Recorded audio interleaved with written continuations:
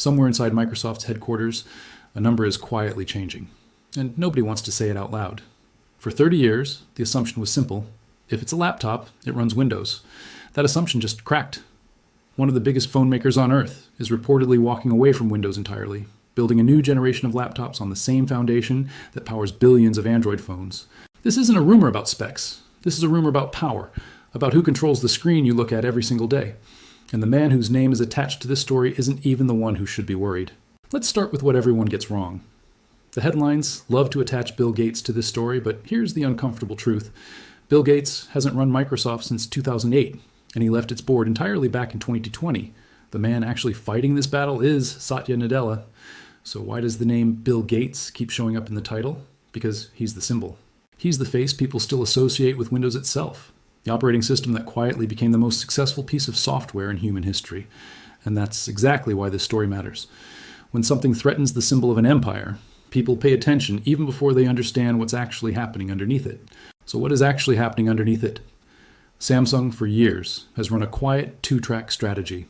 On one side sits the Galaxy Book line, premium machines priced well over $1,000, running Windows 11 like every other serious laptop on the market. On the other side sits the Galaxy Chromebook line, the budget option built on Google's ChromeOS, aimed at students and casual users who just need a browser and a keyboard. These have always been two distinct product lines, each running a different operating system, with Windows reserved for the high-end machines. That separation has held for years. It was clean. It was predictable. And predictability is exactly what's now breaking. According to reporting that surfaced through SamMobile and was picked up by multiple outlets in April and May of 2026, Samsung is developing an entirely new class of Galaxy Book, one that doesn't run Windows at all. Instead, these machines are expected to run on Android 17 paired with One UI 9, built on top of Google's upcoming Aluminium OS, a new Android-based platform designed to replace Chrome OS on laptops and PCs. Read that again. Not a side experiment, not a budget Chromebook refresh. A brand new operating system foundation for what could become Samsung's flagship laptop line. And here's where it gets bigger. This isn't one new laptop model quietly slipped into a lineup. Samsung is reportedly building 3 separate tiers of these Android-based Galaxy Books, low-end, mid-range, and a flagship model described as having a notably sleek design. That's not a test. That's an entire product family being constructed in parallel to the Windows line that has defined Samsung laptops for over a decade. Companies don't build 3 tiers of something they're not serious about. But the specs aren't even the part that should worry Microsoft the most. These new machines are expected to feature a deeper version of Samsung DeX, integrating more seamlessly with the DeX experience, already running on Galaxy phones and tablets, alongside Samsung's Galaxy AI features baked directly into the system. Think about what that actually means. Samsung isn't just changing an operating system. It's trying to erase the line between your phone, your tablet, and your laptop entirely. One continuous ecosystem, one identity, one AI assistant following you across every screen you own. Windows was never built for that world. It was built for a world where the PC was the center of everything. That world is quietly ending. Now here's the moment where the story stops being about specs and starts being about math. Why would Samsung, a company that has sold Windows laptops for over a decade, take this risk? The answer sits in a number most people never look at. On desktop computers specifically, Windows still dominates. As of February 2026, Windows held roughly 2/3 of the global desktop operating system market, with especially strong shares across Europe and Asia. That sounds like total dominance, but widen the lens and the picture changes completely. Once you count every device, phones, tablets, and desktops together, Windows actually falls to second place globally, holding just over 31% of the market, while Android leads worldwide with roughly 36%. Let that sit for a second. On the battlefield that actually decides how most human beings interact with technology every single day, Windows isn't even in first place. It hasn't been for years. The desktop was always Microsoft's last fortress. And now, the company that builds more Android devices than almost anyone else on the planet is reportedly bringing that same Android foundation directly into the fortress. This is not chaos. This is strategy. And the timing makes it even more dangerous for Microsoft. Windows 10 officially lost security support in October of 2025, with Microsoft confirming that free updates would stop on October 14th of that year, forcing hundreds of millions of users and businesses into the biggest forced hardware refresh cycle Microsoft has triggered in a decade. On paper, that looked like a win. By February 2026, Windows 11 adoption had surged to roughly 72.57% of all Windows installations, a sharp jump from where it sat just months earlier. But here's where it gets worse for Microsoft, not better. Every forced refresh cycle is also a forced decision point for the consumer standing in the store, a moment where the automatic assumption of, I'll just buy another Windows machine, gets tested. And for the first time in years, that assumption is being tested at exactly the same moment rival ecosystems are stepping into the gap with something new to offer. Because Samsung isn't the only company circling. Apple has spent the last several product cycles pulling premium buyers away from Windows laptops entirely, with its custom silicon MacBook line, including the newer MacBook Neo, putting real pressure on the high end of the market. Given the recent success of Apple's MacBook Neo, alongside multiple major hardware players now exploring alternatives to Windows, few would blame Microsoft for feeling shaken by the moment. Apple proved something important to the entire industry. Buyers will leave Windows if the alternative feels premium enough, fast enough, and integrated enough. Samsung watched that happen. And now Samsung appears to be running its own version of the same playbook. Except instead of building its own silicon and software stack from scratch like Apple did, it's leaning on an ally that's already building the foundation for it. That ally is Google. And this is where the story stops being about one company and starts looking like a coordinated squeeze. Google is expected to introduce Aluminium OS, its new Chrome OS replacement, at its I/O developer conference, positioning it as a more capable, more Android-integrated platform for laptops and PCs. There are even rumors that Google itself plans to release its own Pixelbook running this new operating system, meaning Google isn't just handing Samsung a foundation to build on. It may be preparing to compete directly in the same space, using the same platform. Think about what that means. If Google ships its own hardware on Aluminium OS and Samsung ships Android-based Galaxy books on the same foundation, that's not two isolated experiments.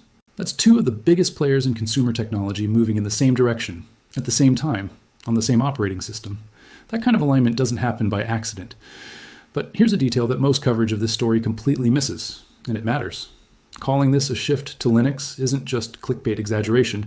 It's technically accurate in a way most viewers don't realize. Android itself is built on top of the Linux kernel. It always has been. So when Samsung moves toward an Android-based operating system for its laptops, it is, in a very real sense, moving toward Linux, just not the kind most people picture when they hear the word.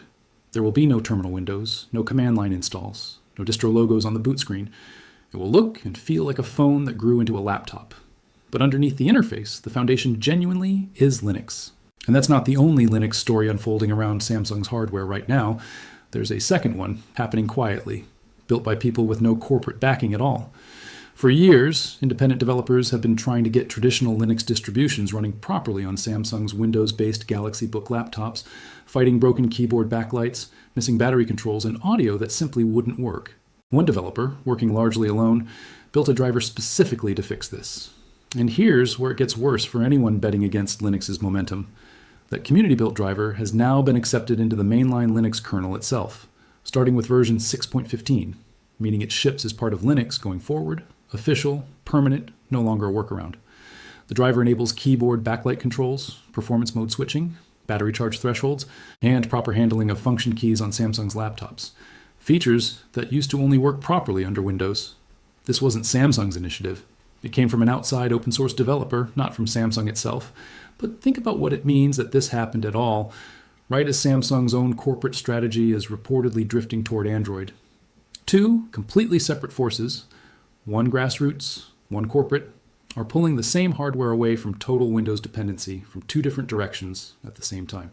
Now let's talk about what Microsoft actually stands to lose here, because it's bigger than a licensing fee.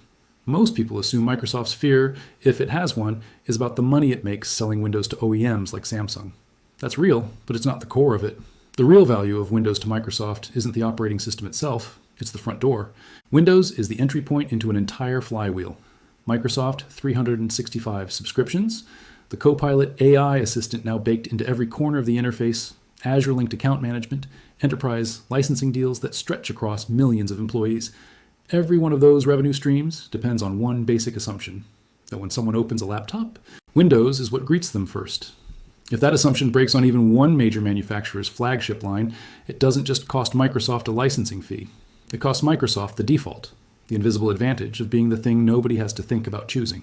And this is where the consequences start rippling outward, because Samsung isn't just any manufacturer. What most people are not seeing is the signal this sends to every other laptop maker watching from the sidelines. Lenovo, Dell, HP, Asus, every one of them has built their entire consumer strategy around the assumption that Windows is non-negotiable, that customers expect it. that switching would be commercial suicide. Samsung testing an Android-based flagship line right alongside its existing Windows machines quietly proves that assumption wrong. It doesn't have to work perfectly. It just has to work well enough to show the rest of the industry that the exit door exists, and once one major player proves a door exists, others start checking whether it's unlocked for them too. But, and this matters enormously for how you read this story, nothing about it is confirmed or finished. No official announcement has confirmed that Samsung's Android-based Galaxy Book will actually launch this year, and it remains entirely possible that Samsung continues selling Windows laptops in parallel, potentially even pairing Windows on ARM technology alongside the new Android line rather than replacing Windows outright. This isn't a clean, dramatic, Samsung ditches Windows moment the way a headline wants you to believe. It's messier than that, and slower than that, and far more uncertain than that. Samsung may run both operating systems side by side for years.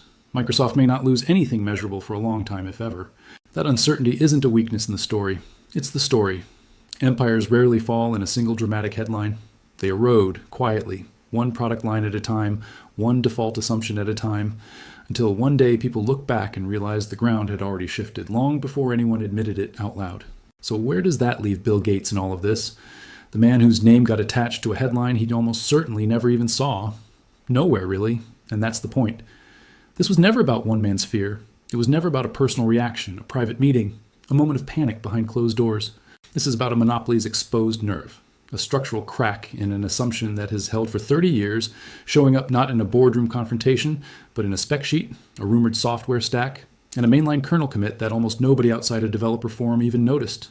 The drama was never in a person's emotions. It was sitting quietly in the data the whole time, waiting for someone to actually look at it. And that's what should genuinely unsettle anyone who has spent their entire life assuming Windows was simply the default.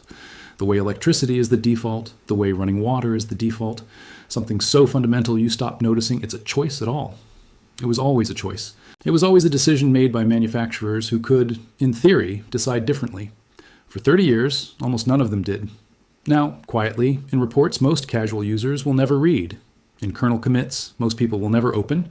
In a Google conference keynote still weeks away as this story develops, that choice is being reconsidered. So here are the questions nobody can answer yet.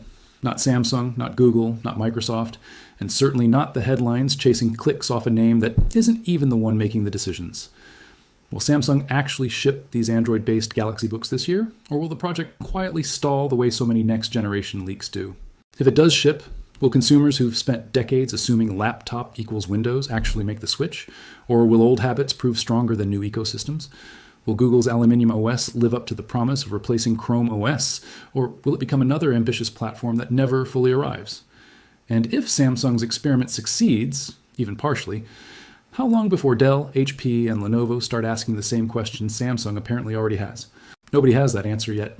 Not even the companies building it. What we do know is this. The assumption that stood unquestioned for 30 years just cracked in public for the first time. And once a crack like that becomes visible, it never fully closes again.